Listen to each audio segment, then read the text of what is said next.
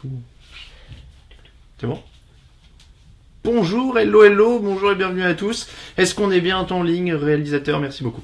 Nous sommes en ligne, bienvenue dans le fauteuil édition Wildcard Weekend de Playoff. Nous sommes donc là pour vous parler des matchs du week-end. Il y en a eu 2 hier, il y en a 2 ce soir. Grégory Richard est avec moi, bonjour Grégory. Salut Alain, bonjour à tous. Et vous l'aurez remarqué, donc je porte le deuil de la saison des Rams, puisque évidemment les Rams ont été éliminés. Moi je porte le deuil de la NFC West. Ouais, je vois que tu es un petit peu dans le décalage, dirons-nous. Hop là, alors excusez-moi, j'envoie le lien sur Twitter en même temps, c'est pour ça que je vous regarde que d'un œil. Et là, hop, vous allez avoir toute mon attention. C'est ça, on est jeunes, on fait tout en même temps maintenant. Allez, donc nous sommes bien dans le fauteuil avec Unibet, notre partenaire qui est là toutes les semaines pour les cotes, on les remercie. D'ailleurs, si vous avez joué les Falcons, vainqueur du Super Bowl comme on vous l'a conseillé dans le dernier podcast. Vous êtes pas mal encore. L'espoir est toujours là. La cote était à 21, on rappelle. Moi j'ai mis 5 € dessus. Donc, bravo. Voilà, je la garde. Putain, si vous saviez comment je croise les doigts chaque matin pour Raphaël et toi. Je sais plus, du coup 5 ça fait... je sais plus combien ça faisait de gains. Mais ça faisait 100 et des poussières je crois. Bref, mais c'est pas mal. Bah, la cote était de 21 ? Ouais. Bah 21 x 5 non. Voilà. C'est ça ? Ah c'est ça que tu voulais comme réponse ? Ouais. Bah 105 ? C'est ça ? Bon voilà. Je suis pas très fort sur les maths comme ça d'un coup. Très jolie ta veste, Greg, ça chambre un peu, dit Clint Eastwood. Oui, avant l'antenne, il m'a dit c'est pour dire aux Seahawks, c'est vous qui auriez pu être là hier. Voilà. J'ai dit ça en taquinant. Je balance. En tout cas, bienvenue dans un nouvel épisode du fauteuil. On va donc débriefer un petit peu les 2 matchs d'hier, même si on y reviendra encore plus en détail dans l'émission de mardi, bien sûr. Et puis surtout, vous aurez d'autres avis, hein, puisque là, on a Greg, mardi, on aura Raoul et Raphaël. Donc comme ça, pas de jaloux. Toute l'équipe pourra donner son avis sur ce qui s'est passé. Et évidemment, on vous fait la preview des 2 matchs qui arrivent. Donc ce soir, 19h, Bills contre Jaguars, et à 22h30, les Saints contre les Panthers. Donc il y a des belles choses, et on pourra peut-être dire un mot, même si ça traîne depuis une semaine, mais John Gruden est officiellement coach des Raiders depuis quelques heures. Quelle surprise. C'est une info aussi, bon, c'est pas comme si on n'avait pas parlé, mais c'est une info aussi, on pourra parler de son contrat, à la limite, c'est plus rigolo. Oui, je pense, je pense que ce sera moins rigolo prochainement pour les fans des Raiders, mais... C'est vrai. Donc, Guillaume, Sébastien, Clintis, Nicolas, Mathieu, un autre Sébastien, Axel, on vous dit tous bonjour, évidemment, sur le chat, vous êtes déjà très nombreux à nous suivre, donc on vous remercie, on espère que vous êtes bien reposés après la première nuit des playoffs, je sais pas comment t'as géré ça, Greg, pour le coup, le matin. Ouais. Ça a été c'est une bonne stratégie le matin. Ça a été très journée Netflix and chill, moi, tu vois, pour le coup. C'est-à-dire coma dans le canapé jusqu'à il y a 20 minutes, grosso modo. Habillage il y a 20 minutes et mise en place, on va dire. C'est pour ça qu'on a 5 minutes de retard. Allez. C'est une journée un peu compliquée. Mais ça reste quand même un peu plus abordable que les vrais week-ends NFL où là, pour le coup, jusqu'à dimanche, 2h du matin, t'as des... Oui, c'est vrai, parce que là, du coup, tu finis plus tôt pour le boulot. Donc c'est vrai que tu peux profiter. Et puis t'embrayes de 19h à 5h si vraiment t'es un ouf. C'est vrai que t'as le Monday Night derrière, t'as le Thursday Night avant, donc là tu peux vraiment être décalqué si vraiment tu suis tout. Ouais. C'est vrai que t'as le dimanche pour te remettre là pour le coup, donc mais bon. Je commence à avoir tendance à penser que je deviens trop vieux pour ces choses-là. Parce que j'ai mon cerveau qui est un peu compressé depuis que je me suis réveillé. Je peux rien te dire, je suis quasiment ton âge. Ouais, mais t'as pas encore passé la barque symbolique, si? Ah, je suis pas loin. Ah, mais c'est quand tu la passes le lendemain, tu te sentiras très très mal. C'est pour ça, je sens que ça arrive, je l'aperçois au loin. Voilà, sur ce, si vous voulez, je peux même mettre mes lunettes maintenant à l'antenne pour dire genre, alors voilà, je sens que l'âge arrive et au prochain fauteuil vous aurez... juste que tu les baisses un peu sur ton nez. Alors selon mes observations. Et au prochain fauteuil vous aurez un gros plan sur mes poils de barbe blanc. Qui sont de plus en plus nombreux aussi. Donc bah oui, Nicolas demande si je suis pas trop déçu pour les Rams. Bah si, forcément, je suis un peu déçu. Mais bon, voilà, je leur rends un dernier hommage. C'est le deuil en jaune, c'est plutôt. Oui, c'est pas mal. C'est une tradition sympa. C'est mieux que le deuil des Brands cette semaine. C'est vrai. Bah oui, le deuil en marron caca, c'est pas. C'est sûr que c'est pas top.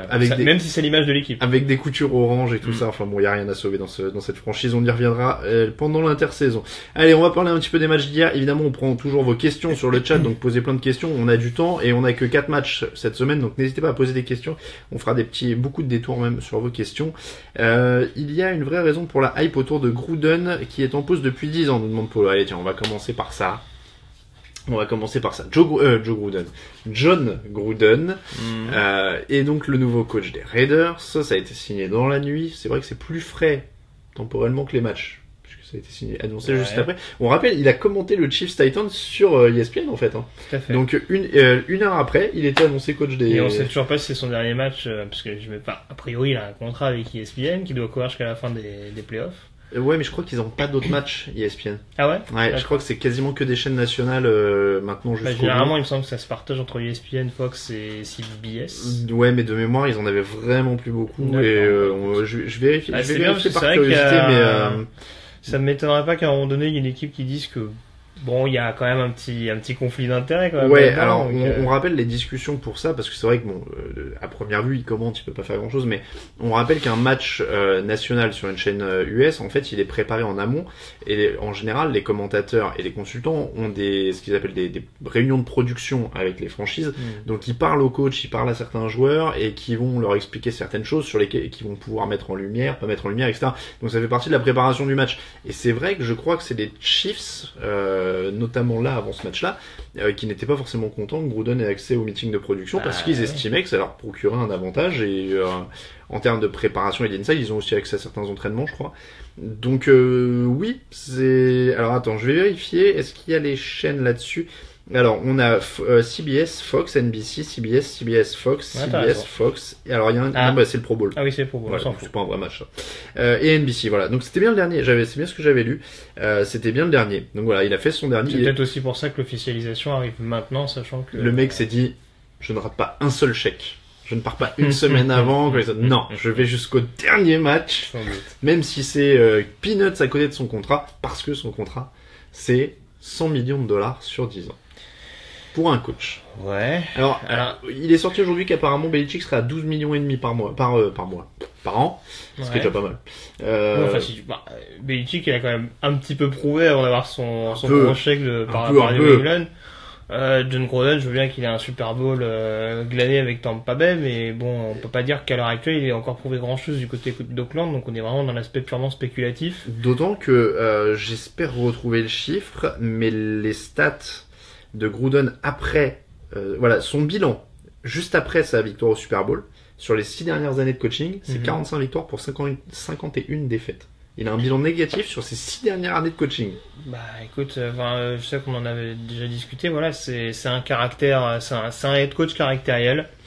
Bon, j'avais pris l'image d'un Chip Kelly en un peu plus fort, mais c'est vrai que c'est un peu ce type de profil-là, un coach offensif qui aime pas trop qu'on lui mette des bâtons dans les roues, qui aime pas trop, qui aime bien avoir le dernier mot dans beaucoup de décisions. Et la question, c'est de savoir est-ce que ça va réussir à coller durablement avec Reggie McKenzie, le general manager actuel d'Oakland.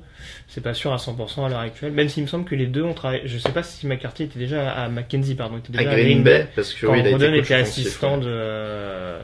J'ai oublié son nom d'ailleurs. Michael Graham. C'était Malcolm Graham, tout à fait. Ouais. Attends, je vais checker Reggie McKenzie.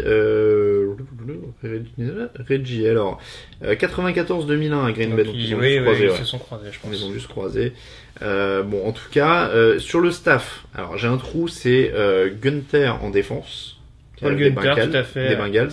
Et en attaque, c'est Olson, non? Greg Olson, ouais, coach des quarterbacks des Rams cette année, donc. Ça, qui devrait arriver à Oakland incessamment sous peu, du coup. Oui, du coup, oui, les vacances sont annoncées. Qu'est-ce que t'en penses, du coup, à ce niveau-là, du staff? Bon, Olson, on suppose qu'il va avoir un rôle, pas de consultant, mais ils vont travailler en symbiose, puisque Gruden est offensif. Il aura un peu cette étiquette. Alors, je pense qu'il va continuer de manager le poste de quarterback. Puisque globalement, c'est un poste qu'il a assez souvent occupé, et a priori, de manière assez efficace. Il devrait avoir l'étiquette de coordinateur offensif, on va dire, mais avec John Gruden qui aura a priori le dernier mot sur les jeux qui sont appelés, savoir si c'est vraiment la bonne idée, la bonne tendance en fonction du moment de la série en question. Mais oui, enfin après c'est un bon coordinateur. Il a déjà été un bon coordinateur. C'est vrai qu'on a souvent tendance à décrier certains passage qu'il a pu faire en NFL. Faut pas oublier que c'est un des rares coachs qui a réussi à faire tourner Josh Freeman en NFL, et ça c'est pas une mince affaire. Une fois qu'il a quitté Tampa, Josh Freeman c'était pas du tout la même chose. Donc bon, sait-on jamais. Il a de quoi faire avec Derek Carr, donc ça peut être intéressant. Paul Gunther c'est un bon coordinateur également, qui faisait pas trop de bruit du côté de Cincinnati. mais qui avait quand même une bonne aura, on dirait un bon respect de la part de ses joueurs en interne. Alors, le contrat, par contre, il y a eu quelques fuites dans la presse US. Le contrat serait backloaded, donc c'est-à-dire que la plupart des garanties seraient sur la fin du contrat. Donc, il va pas toucher pile poil 10 millions par an garantie, etc. Après, c'est vrai que ça reste quand même sacrément énorme. J'imagine qu'il y a quand même un minimum de garantie dans ce genre de situation. Et puis la plupart des contrats des coachs sont quand même garantis. J'ai pas souvenir qu'il y ait beaucoup de... Après, je sais pas, enfin, j'imagine qu'il y a quand même des primes d'objectifs qui sont rajoutées également là-dedans. Je sais pas si ça c'est pris en compte ou pas. Enfin, la logique voudrait que ce soit le cas. On peut très bien dire qu'il y a un pactole de 100 millions, mais avec également quelques petites cases à cocher en fonction de ce qui a été réalisé. J'ai du mal à voir Auckland. Alors la question aussi c'est l'actionnariat parce que on sait que ça a été mis dans la balance. Ouais, mais ça je crois qu'il fallait un vote des propriétaires externes, donc on le saurait si ça avait eu lieu et il avait démenti après, donc ça me paraît quand même assez compliqué et c'est peut-être pour ça qu'il a eu encore plus sur le contrat et qu'ils lui ont mis si longtemps d'ailleurs. Mais je cherchais l'info en fait sur le contrat, je l'ai pas sous les yeux, mais après de toute façon. Quoi qu'il arrive, le chiffre qui est sorti, c'est 10 ans, 100 millions. Donc il faut qu'ils vivent avec ça médiatiquement. À partir de combien d'années ils peuvent le virer sans que ça ait l'air ridicule? 5 ans. Ouais, c'est là où j'allais mettre la limite aussi. Ouais, bah, là c'est compliqué. Enfin, généralement, un head coach, on arrive à peu près, selon moi, à juger sa valeur, l'impact qu'il a sur un effectif au bout de 3 saisons. Là, il y aura peut-être une marge de manœuvre un peu plus importante pour John Gruden, mais ouais, enfin, au-delà de 5 ans, il va falloir très sérieusement se poser la question de savoir si c'est une bonne solution ou pas, sans que ce soit vraiment, comme tu dis, un flop total pour la franchise. Alors en tout cas, je remarque que sur le chat, c'est autant les questions que la Fashion Police. Il y a Guillaume qui demande où est-ce que t'as acheté ta veste, Greg? C'est une très bonne question, je me rappelle même pas. Voilà. Je l'ai volé. C'est le mec non, mais je l'ai trouvé dans un magasin sportif en France, mais alors lequel exactement Et il y a Loïc qui me dit sortir son maillot après une défaite des Rams en playoff, t'es pas raccord Alain. Et voilà, Loïc arrive en retard. Voilà. Bon bah écoute, j'ai expliqué, c'est un hommage. Mais Loïc peut le faire éventuellement la semaine prochaine. Exactement. En fonction des événements. Peut-être que Loïc, on t'appellera en visio la semaine prochaine et que tu auras un maillot des Eagles pour leur rendre hommage. C'est ça. Après la grande performance de Nick Foles. Il joue à Atlanta justement, ouais, 1-6, c'est ça. Fait, ouais. C'est parce que on rappelle d'ailleurs, on n'a pas encore le programme côté AFC parce que c'est tête de série la plus élevée, tête de série la moins élevée, et que les deux qui jouaient hier c'était 4 et 5. Bon, ils attendent de savoir ce qui va se passer dans le match 3-6, qui est celui des Bills à l'heure actuelle.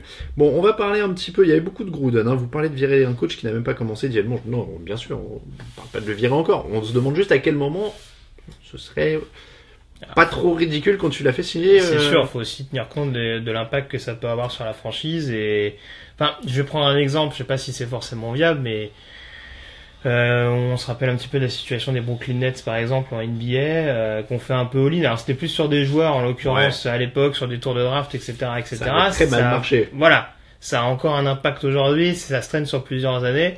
Là, en l'occurrence, avec un contrat pareil, si derrière ils sont obligés de le lourder assez rapidement, on ne sait pas ce qui peut advenir d'Auckland et quelles sont leurs solutions derrière. Après, moi, je reste aussi sur le fait que c'est hyper flashy avant d'aller à Las Vegas. Ça continue de garder de l'intérêt dans la franchise.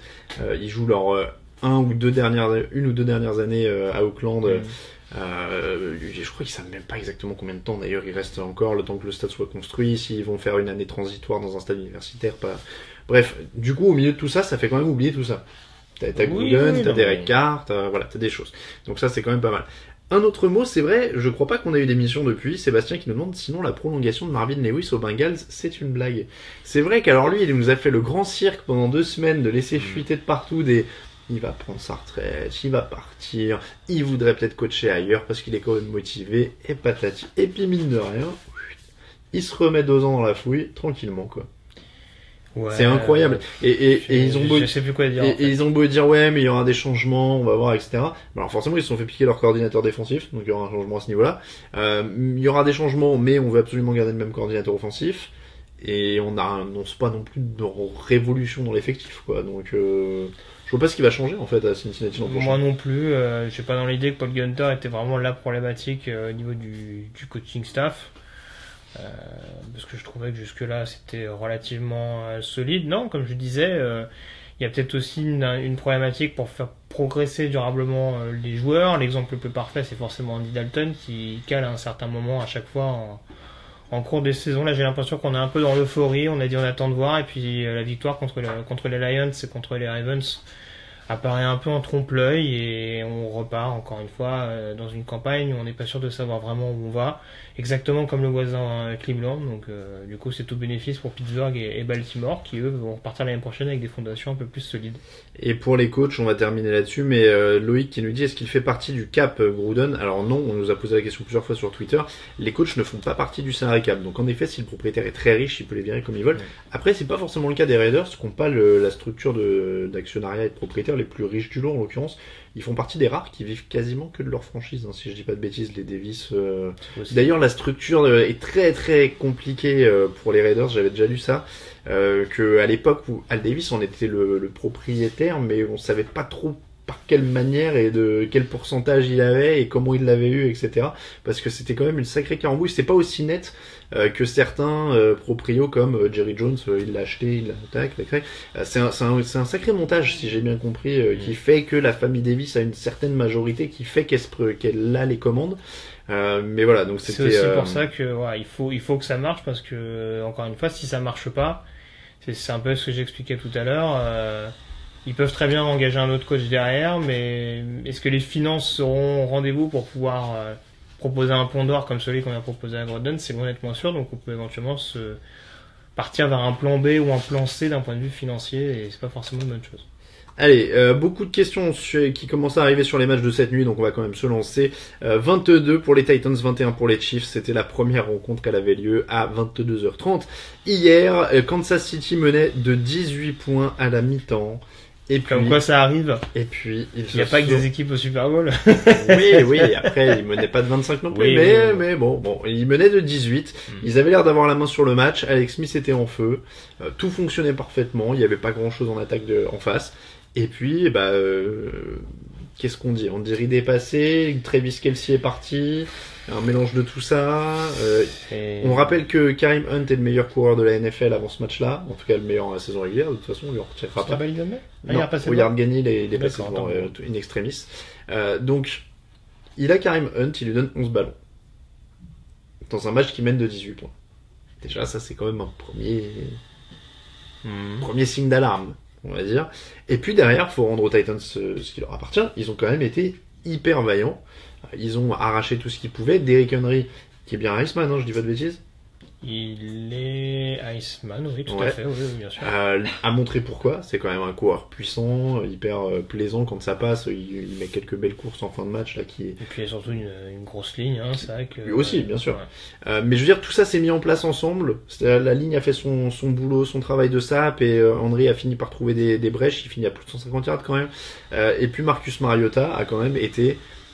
Il y a des erreurs, il y a une interception, il y a des trucs, mais pour le coup, c'est vrai que c'est le comparatif qui revient parce qu'ils sont sélectionnés ensemble, mais c'est quand même l'opposé total de Jameis Winston sur la volonté, quoi. C'est-à-dire qu'il dit rien, il va au charbon, il met des blocs, il fait tout ce qu'il peut, quoi. Il va courir quand il peut courir, etc. Est-ce que tu crois de nouveau aux Titans au Super Bowl? J'ai l'impression qu'il y a un nouvel élan là. Non, mais non, mais au moins ce match va peut-être leur apporter quelque chose. C'est-à-dire que Mariota, Henry et cette ligne, il y a un truc, quoi. Maintenant, il va falloir lui trouver des armes. Je pense pas que Mariota soit un super quarterback de poche ou quoi que ce soit, mais là, on a vu quand il sort de la poche, il y a un truc qui se passe aussi. Il faut lui donner aussi cette liberté-là. Il a allé chercher des troisièmes tentatives, d'être le meneur. Enfin, il l'a été quand même à Oregon, donc pourquoi pas, quoi. Je pense qu'il y a peut-être un petit truc qui s'est créé. Je pense pas qu'ils vont passer le tour suivant, mais je pense qu'il y a un petit truc qui s'est créé. C'est une belle remontée, et voilà. Et il y a des mecs aussi comme ça qui gagnent salement entre guillemets, ou qui gagnent en n'étant pas glamour, mais justement c'est eux qui vont le plus loin, et des Chiefs qui ne font que se manger. Mordre la poussière comme ça à chaque fois, alors que ils sont tout beaux et il y a des playmakers, etc. C'est vrai, il y avait des playmakers en début de match. Une fois que Kelce est sorti, il y avait plus la base, quoi. Ouais, alors c'était ton propos au début, après t'as extrapolé un petit peu sur l'attaque de Tennessee, mais c'est vrai qu'on peut pas s'empêcher de se dire que c'est plus une défaite de Kansas City qu'une victoire de Tennessee. Quand on voit le début du match de Kansas City, je pense que j'étais pas le seul en début de match, de par la domination des Chiefs, bien sûr, à me dire que ce serait vraiment un match à sens unique. Alors c'est vrai que les Titans ont eu le mérite de se réveiller, d'avoir un peu plus de de mordant sur les impacts. C'est aussi ce qui provoque notamment la commotion de Travis Kelce. C'est ce côté un peu plus intense, un peu plus cogneur, notamment de la part de la défense des Titans. Et c'est sûr que, on va dire que pendant longtemps, ils ont plié sans rompre en première mi-temps. Même s'ils prennent un TD juste avant la pause, ce qui fait pas leurs affaires, mais c'est sûr que le play call d'Andy Reid, on est forcément amené à en parler. Il y a des décisions arbitrales qui ont fait énormément parler. Je pense notamment à ce fumble de Marcus Mariota juste avant la pause, qui est pas rappelé par les arbitres, oui, celui-là, qui rapporte 3 points à Tennessee. On se rend compte que ça pèse lourd dans la balance à la fin du match. Il y a un field goal raté aussi, d'ailleurs, des Chiefs. Oui, tout à fait, ouais. Field goal de, j'ai oublié son nom, c'est Harrison Butker, ouais. Le butt kicker. C'est ça. C'est lui, c'est son pseudo. D'accord, bah écoute, tant mieux. Voilà, donc. Je savais pas, c'est son pseudo Twitter. Non, c'est bah, butt kicker. Je le découvre. Mais voilà, c'est sûr que après du côté de Kansas City, on en parle un peu depuis quelques semaines. Il y a quand même beaucoup de casse. Sauf erreur de ma part, Dee Ford n'est pas là sur le pass rush. Eric Berry, est pas là depuis le début de la saison. Quand t'en parlais, quand on se retrouve à avoir un joueur comme Darrell Revis qui est titulaire sur le backfield défensif, c'est que vraiment, entre guillemets, on se retrouve à faire des fonds de tiroir du côté de Kansas City. Chris Jones qui s'est blessé en cours de match également, ça n'a pas aidé. Voilà, tout clairement, ça mis bout à bout, la défense au bout d'un moment était un petit peu exposée face à la bonne attaque l'attaque, on va dire, sérieuse et appliquée de Tennessee, beaucoup plus appliquée que ce qu'on avait en première mi-temps. C'est pour ça que je t'ai dit gagner de manière pas glamour, parce que c'est pas flashy, c'est pas joli, hein. Il y a pas beaucoup de receveurs. On aurait du mal à te citer des playmakers dans les airs de cette équipe. Après, il y a plein de choses qu'on peut pas leur tirer. La passe de touchdown de Mariota pour Decker est quand même superbe, en plein milieu du trafic. Ça, pour le coup, on peut pas dire c'est un coup de chance. C'est les défenseurs des Chiefs qui ont fait ceci ou cela. C'est vraiment, elle est placée au millimètre pour Eric Decker. Et puis tu citais d'excellents joueurs en attaque du côté de Tennessee. Avoir un joueur aussi précieux que Delanie Walker en position de tight end, c'est peut-être pas le meilleur tight end de la ligue. Je pense qu'il est top 5 voire top 3 facile derrière Gronkowski et Kelce. Alors il y a plein de questions. Il y a le fumble aussi d'Eric Henry au premier quart qui part en touche. S'il y a 21-0, oui, tu as vu la remarque. Ouais. Il faut que tu croises les jambes un peu. D'accord.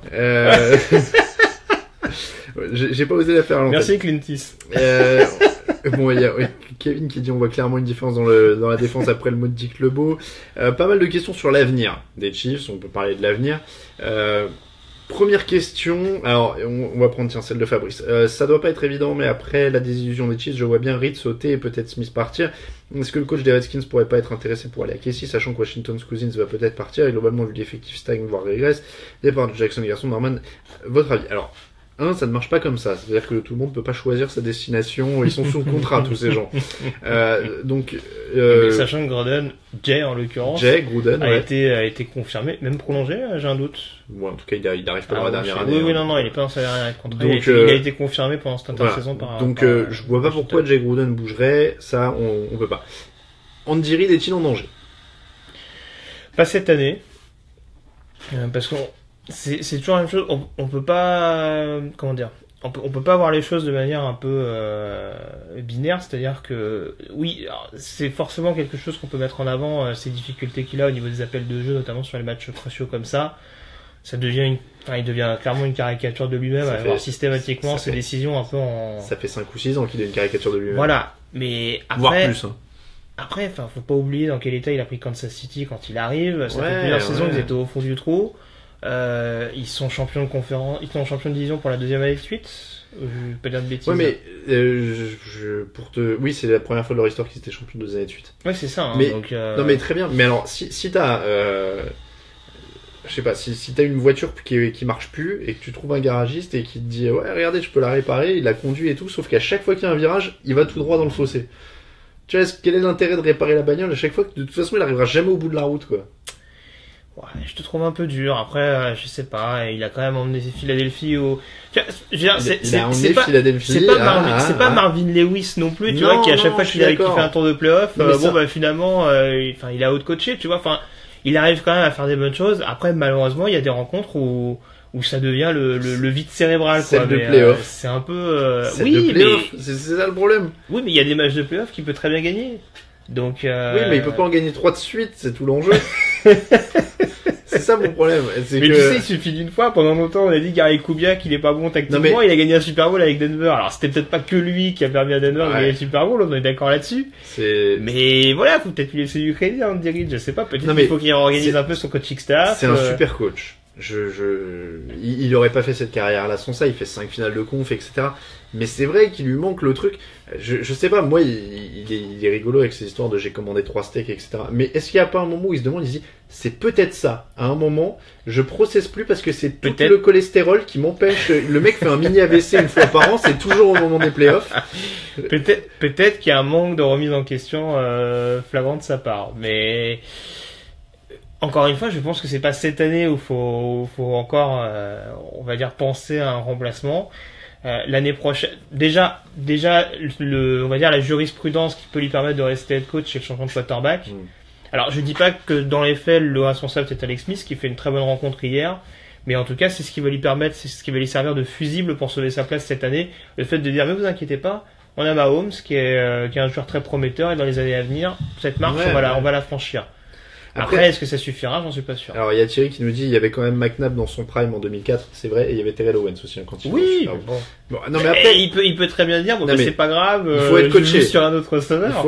Oui, bah comme il a fait, c'est pareil, tu parlais de caricature de lui-même, le coup de pas donner le ballon au coureur, mais c'est délirant quoi, il a fait ça avec Brian Westbrook, il a fait ça avec, comment il s'appelait l'autre qui était après, il y a eu LeSean McCoy, il y en avait pas eu un troisième? Bah Jamal Charles, non?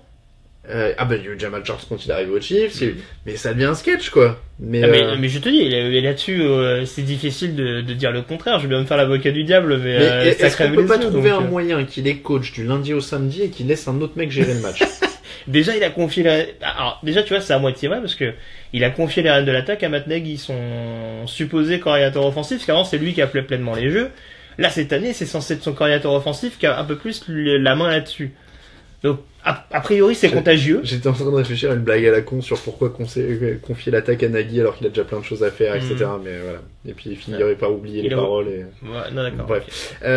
Excuse-moi. Donc oui, non, mais je suis d'accord. Non, mais après, encore une fois, c'est un bon coach. Et il y a quelqu'un qui pose la question, je crois que c'est Kevin. La question est toujours la même, qui a sa place. Et c'est vrai qu'aujourd'hui, bon, il n'y a pas de meilleure option de toute façon. Oui, c'est ça. Enfin, lui, pour le coup, son travail de head coach, on peut pas spécialement le remettre en question. Après, oui, pendant très très longtemps, il avait cette étiquette de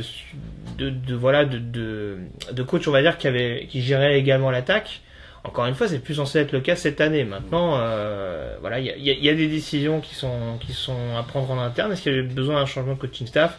On sait que son coordinateur défensif, Bob Sutton, commence à se faire un petit peu vieux. La défense en règle générale.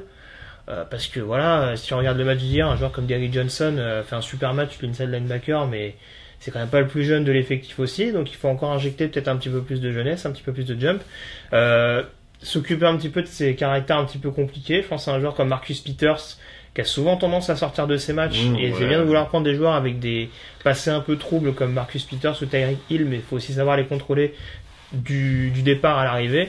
Et pour l'instant, on n'a pas la sensation que c'est toujours le cas. Alors, petite blague, je te laisse pas la voir, on va voir si tu trouves la réponse. Je ne sais pas ce que Docteur Justice, pourquoi nous a mis cette blague, peut-être. En tout cas, n'hésitez pas à nous envoyer des blagues pour faire des interludes comme ça avant ma prochaine question. Alors, c'est un hibou qui plonge dans une marmite d'eau chaude. Et bah, hibou.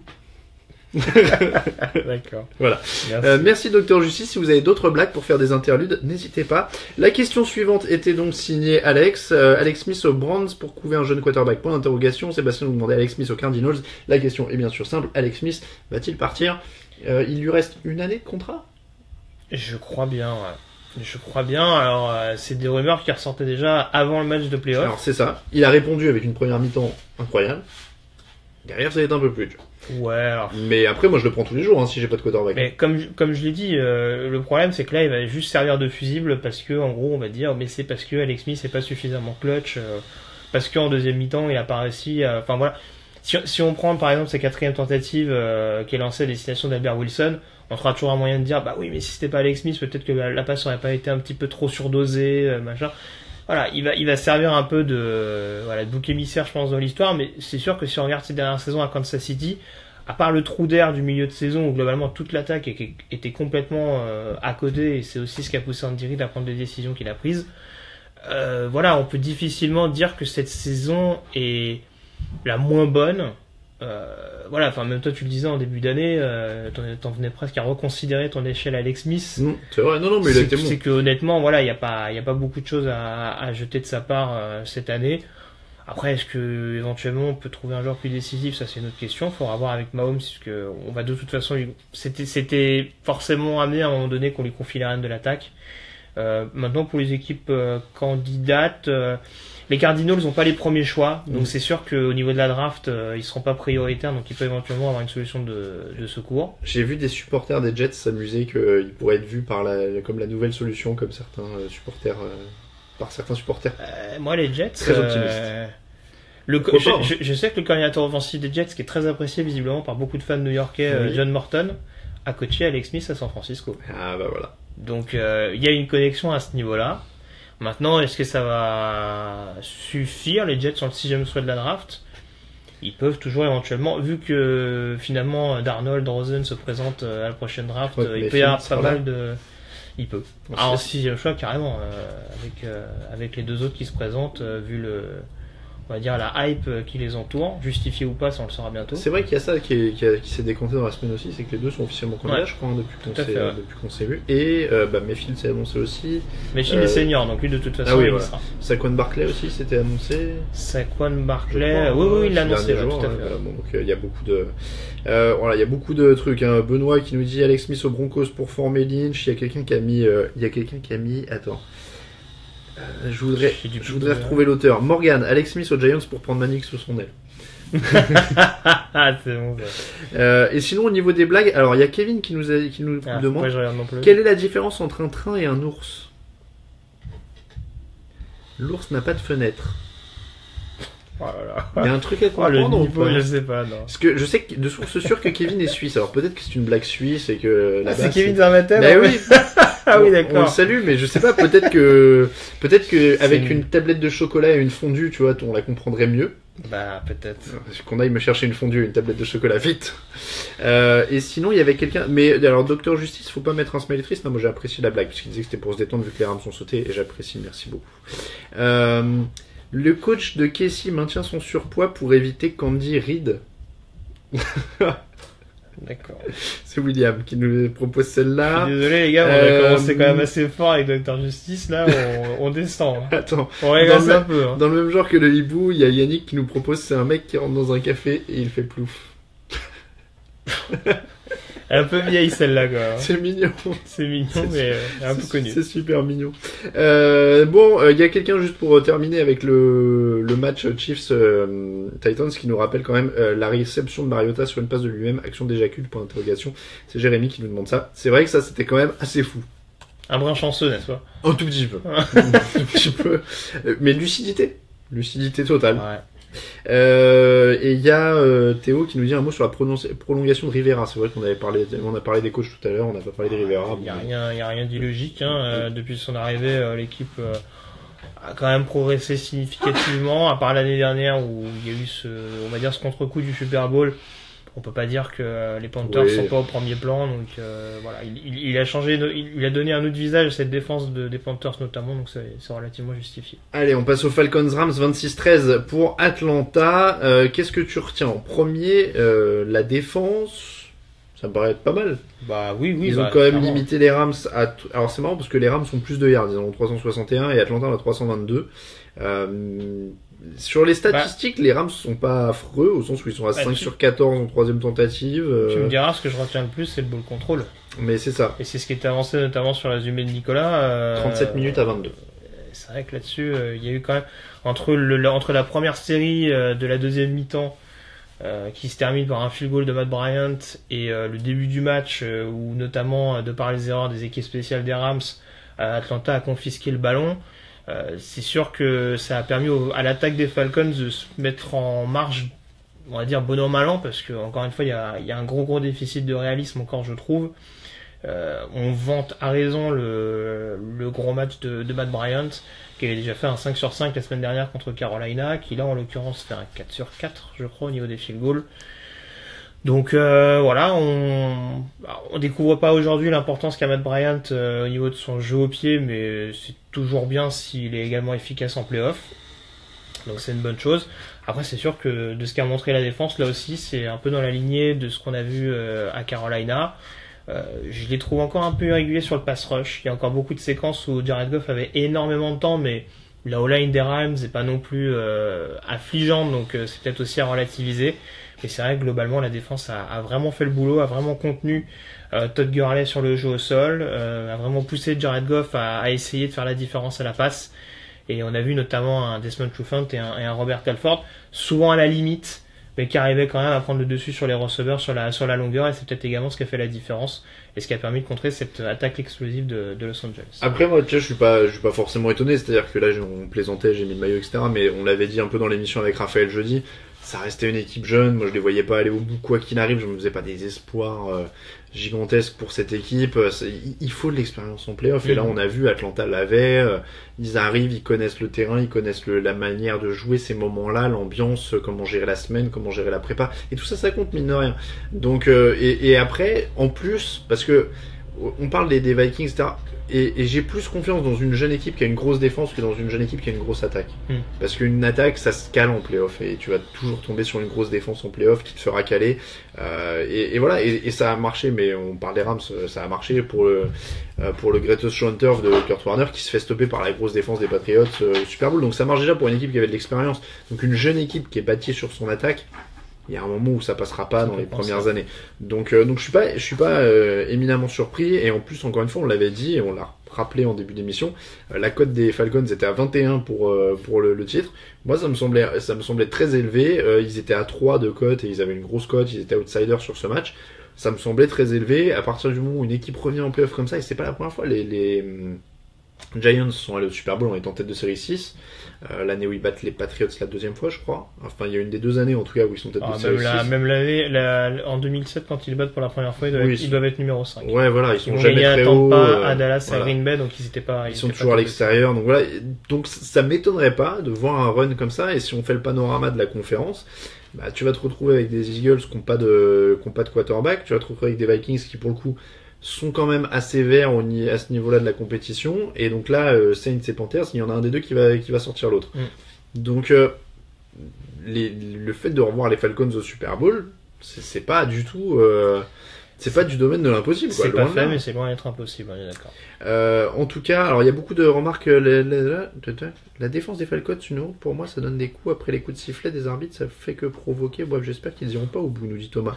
C'est un peu partout pareil. Ah ouais, parce que franchement, si la défense d'Atlanta est provocatrice, je sais pas comment il faut déterminer les autres défenses. Le Kansas City, Tennessee, quand tu vois ce que les défenseurs ont mis.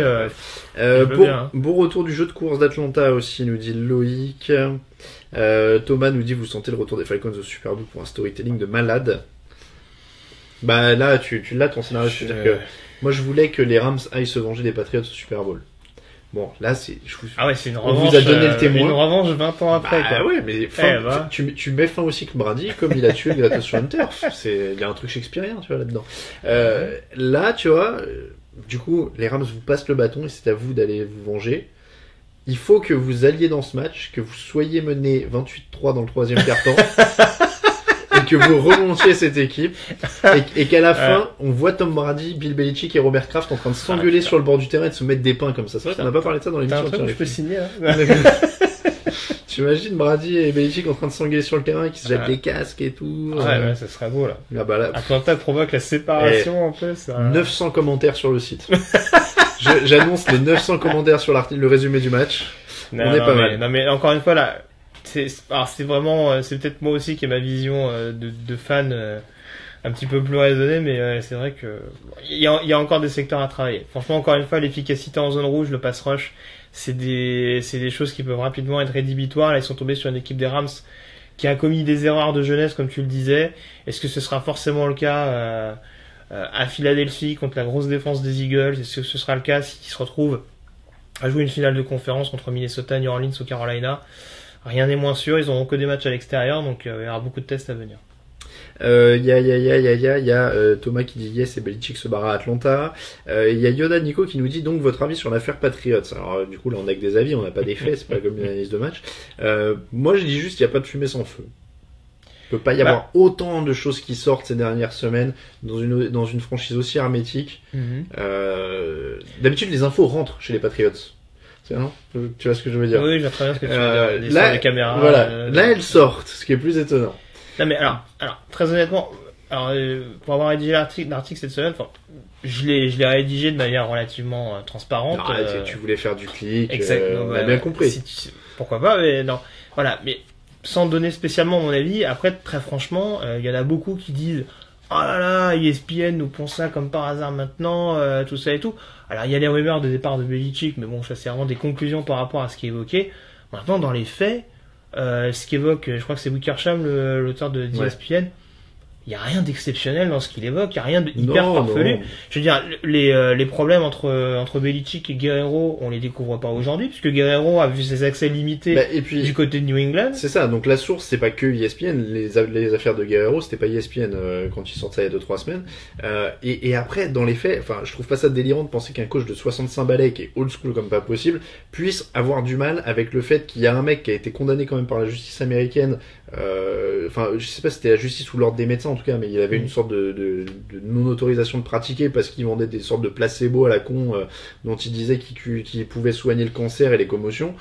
Donc je suis pas forcément étonné qu'un coach de 65 ans comme Belichick soit pas fan que ses joueurs traînent avec ce mec-là. Oui, puis alors, encore une fois, enfin, on connaît pas toutes les raisons qui ont fait que Guerrero a plus ou moins été évincé, on dirait en interne des Patriots, mais le fait est qu'il a été évincé. Donc après qu'on nous dise ah ouais mais bon c'est un truc pour déstabiliser New England. Ok, le timing peut paraître un petit peu suspect. Maintenant, je veux dire, dans les faits, il n'y a rien de farfelu, encore une fois, dans ce que raconte Wickersham. Et puis, franchement, c'est juste un conseil de style, mais arrêtez de dire... Faut pas dire ça a été fait exprès pour déstabiliser, après on dirait des fillonistes. Tu sais, il y a un petit côté, oh, ça sort au moment de la campagne, vous auriez pu attendre après. Non, mais c'est normal que ça sorte maintenant, et oui, bien sûr, ils ont timé, ils ont timé. Le mec sort quand il peut aussi, mais voilà, ils le sortent quand ils le sortent. Forcément, ils vont pas le sortir au mois de mars. Voilà. Et je précise que c'est pareil. Alors, on nous a dit oui, on nous a expliqué oui, mais c'est celui qui a sorti l'histoire des Seahawks l'année dernière. Ouais. Sous-entendu, bah vous voyez, c'est du vent. Bah je suis pas sûr parce que là on se retrouve avec les Seahawks un an après où on voit qu'il y a un vestiaire qui déborde, où on parle de reconstruction, alors que aux dernières nouvelles les Seahawks ils ont quand même fait une saison à 10 victoires, donc je pense pas qu'il y ait quand même tout à jeter. Je pense que s'il y a un tri à faire à l'heure actuelle, c'est pour essayer d'apporter une certaine harmonisation au vestiaire, donc je suis pas complètement en désaccord avec ce qu'avait rapporté Wickersham l'année dernière. Il y a Thomas qui nous dit, ok, mais concernant le remplacement de Brady par Garoppolo, mais c'est pareil, je suis pas surpris que Brady ait pas aimé avoir un mec qui soit éventuellement bon derrière lui. Comment il a pris la place, Brady, selon vous? Bah oui. Il y a un mec qui s'est blessé devant, il a pris la place, l'autre il l'a jamais revu. Donc forcément, Brady il veut jouer longtemps, il voit qu'il y a un mec qui se débrouille bien. La preuve, je veux dire, ils l'ont eu à l'entraînement pendant 8 semaines. Ce qui se passe aux 49ers, ils doivent pas être étonnés, ils savent qu'il joue, voilà. qu'il sait jouer. Et puis c'est pareil, moi j'ai pas de mal à croire que Belichick planifiait en amont. Et voilà, et le fait que Garoppolo parte juste avant la trade deadline, enfin je trouve ça relativement étonnant. Si vraiment le New England avait dû lourder, enfin même pour un bon prix, s'ils avaient dû laisser partir un quarterback remplaçant pour quelqu'un d'autre à la place, ils l'auraient fait à l'intersaison au calme et ils n'auraient pas attendu d'avoir une opportunité. Et puis tu vois, moi rétroactivement, cette histoire elle m'éclaire sur le fait qu'au début de l'année, on entendait ouais mais les Patriots veulent pas échanger Garoppolo, et où moi je me disais ça a aucun sens puisque de toute façon il sera free agent à la fin de l'année, Brady veut continuer, etc. Bah, ça éclaire le fait qu'en fait Belichick lui voulait planifier et garder Garoppolo. Il a peut-être tenu le plus longtemps possible jusqu'à la deadline où il a été acculé et où on l'a forcé à le foutre dehors.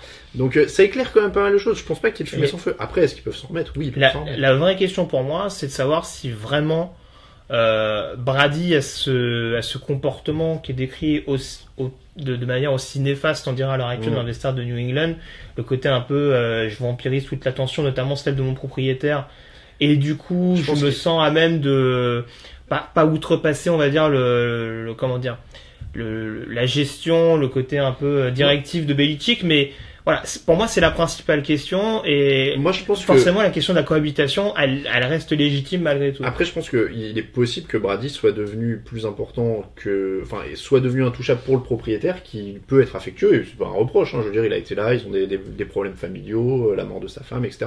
Ils se sont forcément rapprochés, et ça m'étonnerait pas non plus que Belichick garde ce côté franc en disant moi j'avais planifié, il y avait un mec derrière, etc. et il soit chafouin. Après il y avait une question aussi de je l'ai vu passer de Julien qui demandait demandait Bill Belichick aux Giants, c'est du clickbait. Pareil, c'est pas du clickbait au sens où il n'y a pas de fumée sans feu. Il a commencé sa carrière là-bas, il a adoré être là-bas. C'est une franchise dont il rêve, c'est pas anodin, c'est les New York Giants quand même. Donc c'est pas du clickbait, c'est pas. Moi je sais plus, j'ai lu quelqu'un qui disait ouais, ce serait une très triste parce qu'ils l'ont battu au Super Bowl. Ouais, enfin il y était avant et il a gagné 2 titres avec les Giants avant de se faire battre au Super Bowl par eux. Donc faut bien comprendre qu'il a eu une vie avant d'arriver à Foxborough. C'est ça. Voilà, donc et après encore une fois avec Belichick, on parle d'un mec qui a démissionné de chez les Giants après moins de 24 heures. Les Jets après moins de 24 heures en écrivant je démissionne sur un bout de serviette.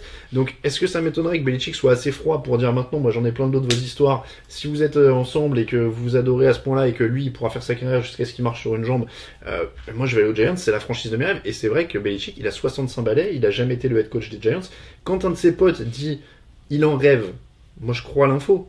Après, est-ce qu'il va le faire? Est-ce que c'est possible? Après, j'ai vu qu'il y avait une autre source qui avait contredit. Non, mais moi, mais alors, l'info, il en rêve, ça me va. Alors après, ce que je veux dire, c'est qu'il n'y a pas de, c'est pas imminent, il n'y a aucun contact, il n'y a rien. Non, ça, non, bien sûr. Il en rêve. Peut-être qu'il y en aura maintenant. Mais... Peut-être qu'il y aura un petit coup de fil de passer par le. Voilà, ah bah là, par les maras, si tu décroches pas ton téléphone. Là, Mais non, mais alors, ce que j'allais dire, c'est que on a toujours cette question depuis plusieurs années de savoir qui a le plus d'impact entre Brady et Belichick. Alors moi, je pense que les mérites sont partagés. Voilà, je veux dire, est-ce que Belichick aurait gagné autant sans Brady? J'en suis pas persuadé. Est-ce que Brady aurait gagné autant sans avoir un coach à tout faire comme Belichick? J'en suis pas sûr non plus. Maintenant, est-ce que Belichick s'est pas dit, bah Brady va bientôt arrêter, donc grâce à Garoppolo, je vais montrer justement qu'à New England, bah c'est aussi moi qui avais la main dessus, parce que il y a quand même beaucoup d'ego en NFL, on va pas se mentir. Et je pense que Belichick, s'il peut montrer qu'il est le plus intelligent, il va pas se gêner pour le faire. Et est-ce que également cette prolongation voulue par Brady, au-delà du remplacement de Garoppolo, c'est pas aussi un côté où il va se dire, bah ouais, du coup, moi il me reste pas énormément d'années de carrière en tant que head coach. Si Brady reste 4 ou 5 ans, est-ce que j'ai vraiment l'opportunité de montrer ça à New England?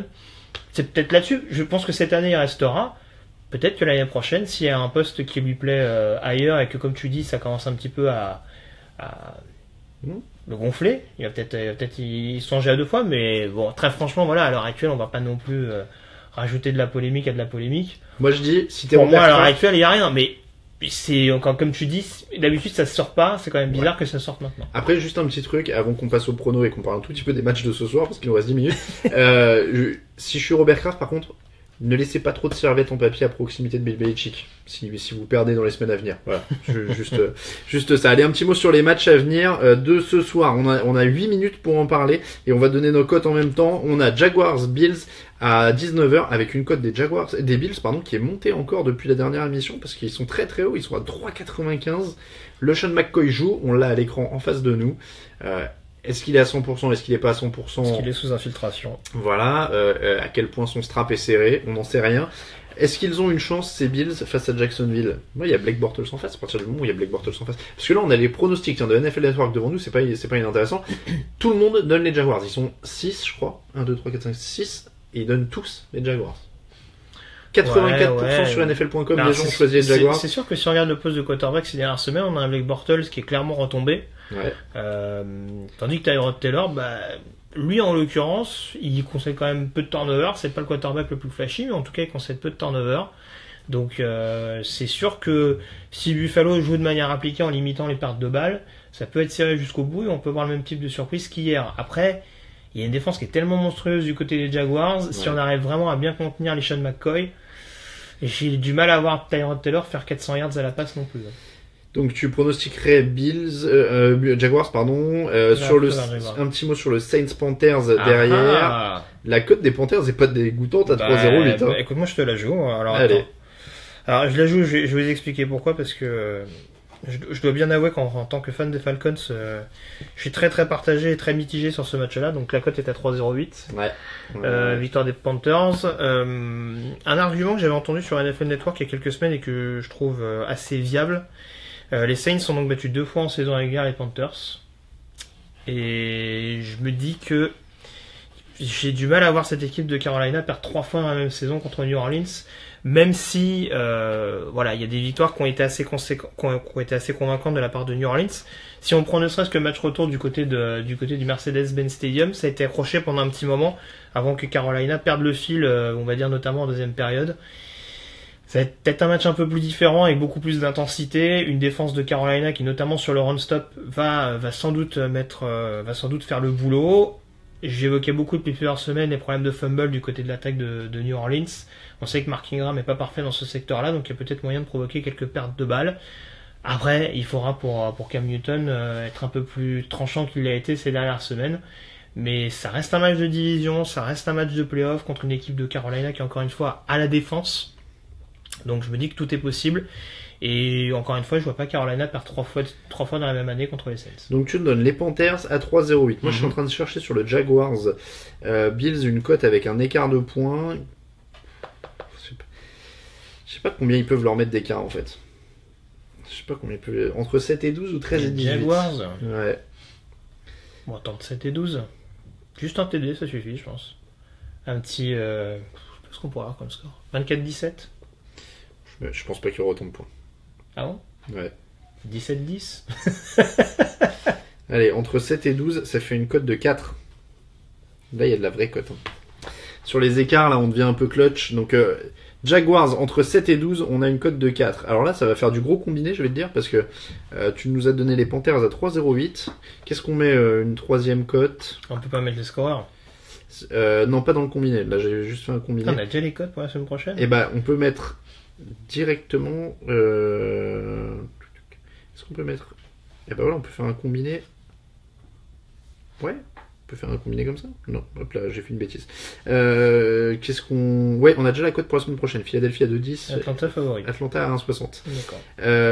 Non, ben voilà. Et, bah, on fait un combiné à 2. Allez, Panthers à 3,08. Jaguars entre 7 et 12 à 4. La cote est déjà pas mal. Et ouais, et du coup à 5 € misés, ça fait déjà 61 €. Donc voilà, pour une fois, on va faire un combiné avec moins de trucs. Hop, 61 €. 50. J'ai pas marqué Panthers à 3,08. Hop, Panthers à 3,08.